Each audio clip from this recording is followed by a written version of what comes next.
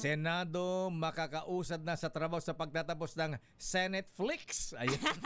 Parang lahat ng genre na daanan na lakay. From Oo nga. action Ayan, to drama. Oo nga. And then now, anong category nito? Drama romance ba yung tawag doon? Nag-drama romance din tayo lakay. Ayan, Iba kaya nag-drama nga. muna, di ba? Oo.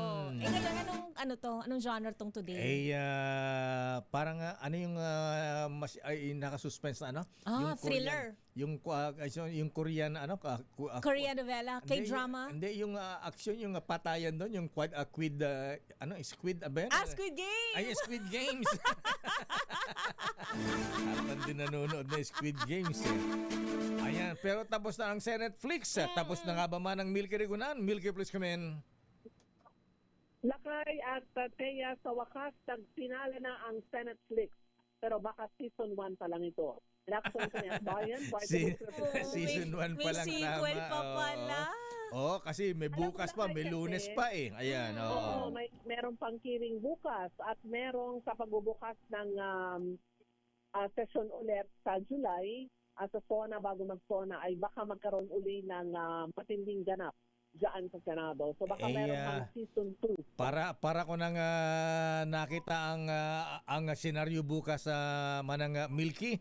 Ayan, kung ipagpipilit na Senate President Alan Peter Cayetano na mag-hearing ang Blue Ribbon Committee nila diyan sa Senado. Ayan. At sila ay haharangin. Ayan. Hindi papasukin naman. Ayan. Ano ang mangyayari? Ano ang magiging senaryo? Abangan. Ayan. Abangan sa Senate Flicks. Hindi ba pala ayan, tapos Senate talaga? Flicks. Ayan. Parang ano yung sa US, yung isang series din doon. Ano ko series? Ano yung series na yung Hunger Games? Hunger Games din. Yung isa pa yung president na pangalan nun? Yung sa Survivor. Survivor. Designated Survivor. Ayan, Designated Survivor. Bayan. Dami natin series na kay. Ang gaganda ng palabas. Ayan. Okay, proceed man ang Milky. Lakay, ang tagal na ng Designated Survivor. Nabubuhay ulit. Ayan. Oo. Nabubuhay dahil sa Senate Flicks. Anyway, that's on to ni Akbayan Party List Representative First Sandanya matapos ng manuklok si Senator Wing Gatchalian bilang acting Senate President.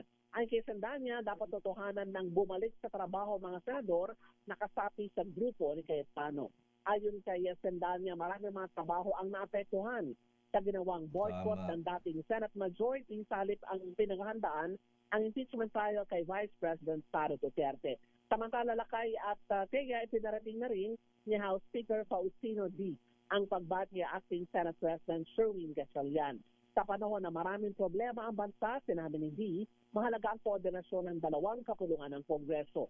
Naniniwala rin ang House Speaker na gagamparan ng Senado ang kanilang constitutional duty ng integridad, kalayaan at dedikasyon sa publiko.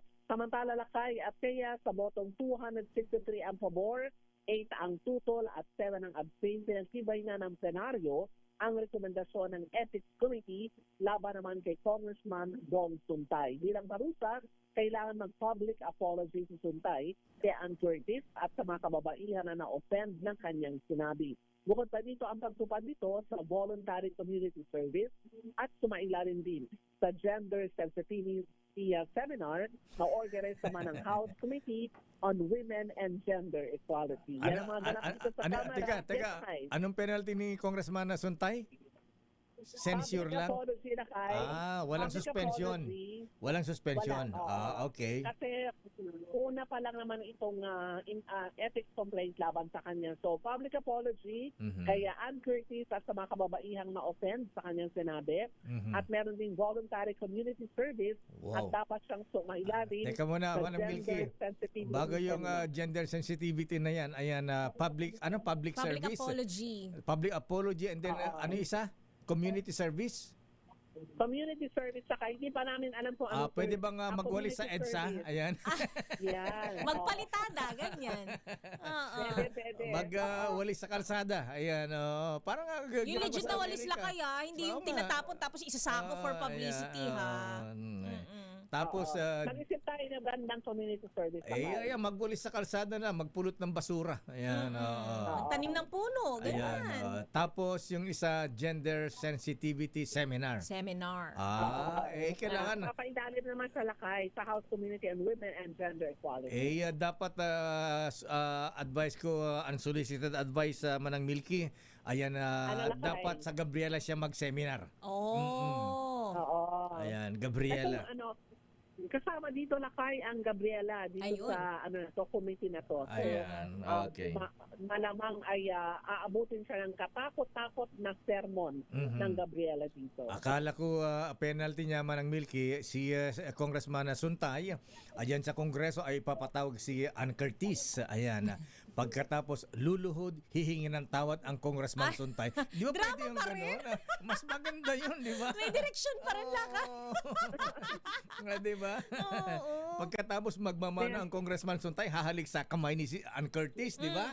Ayan, di ba? Ang ganda eksena. Pero pang sarili eksena sila kayo na nag-isaya. Very creative. Alam mo tayo, Iba ngayon sila, alam mo naman Kai. tayo, aral tayo sa drama eh. RH drama trained to, no? Pero maganda na yun lakay kaya public apology Yes, ang gagawin niya para mapanood natin lahat yung ginawa niyang kumbaga ay isa si Ann Curtis doon sa ginawa niyang example ng kanyang pag-iinit ng sabihin niya ito sa hearing naman ng justice. Si Congressman Goma, Richard Gomez, ano naman ang sanction sa kanya? Wala pa lakay, wala inintay naman pa. namin mukhang wala pang desisyon dito ang House Ethics Committee. Yung Okay. resulta ay binaba lamang sa kaso naman ni Congressman Bong Suntay. Okay nga Rud, maraming salamat Manang Milky. Magandang hapon na kay Ertea. Ako si Neil Triguna Nagulat para sa DCRH. Una sa Pilipinas, una sa Pilipino.